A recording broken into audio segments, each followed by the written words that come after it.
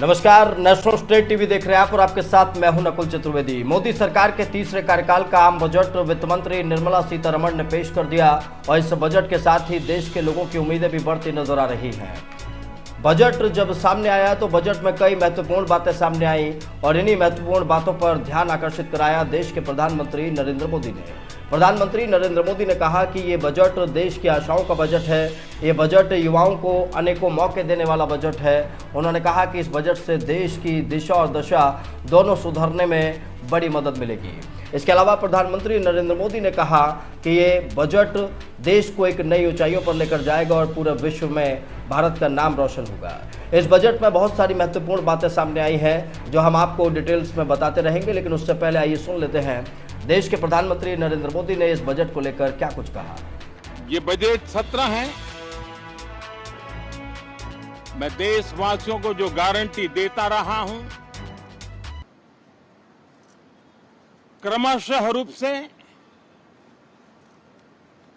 उन गारंटियों को जमीन पर उतारना, इस लक्ष्य को लेकर के हम आगे बढ़ रहे हैं। ये बजट अमृतकाल का एक महत्वपूर्ण बजट है। हमें 5 साल का जो अवसर मिला है, आज का बजट हमारे उन 5 साल के कार्य की दिशा भी तय करेगा। और ये बजट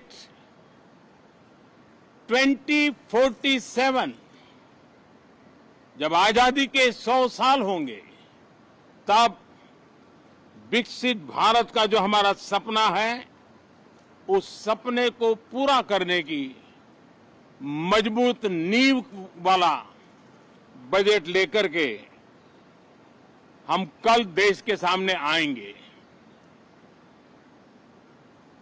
हर देशवासी के लिए एक गर्व की बात है कि भारत बड़ी इकोनॉमी वाले देशों में सबसे तेज गति से आगे बढ़ने वाला देश है। गत 3 वर्षों में लगातार 8% ग्रोथ के साथ, 8% ग्रोथ के साथ हम आगे बढ़ रहे हैं, हम ग्रो कर रहे हैं। आज भारत में पॉजिटिव आउटलुक, इन्वेस्टमेंट और परफॉर्मेंस एक प्रकार से अपॉर्चुनिटीज की पीक पर है। ये अपने आप में ये बजट सत्र है। मैं देशवासियों को जो गारंटी देता रहा हूं, क्रमशः रूप से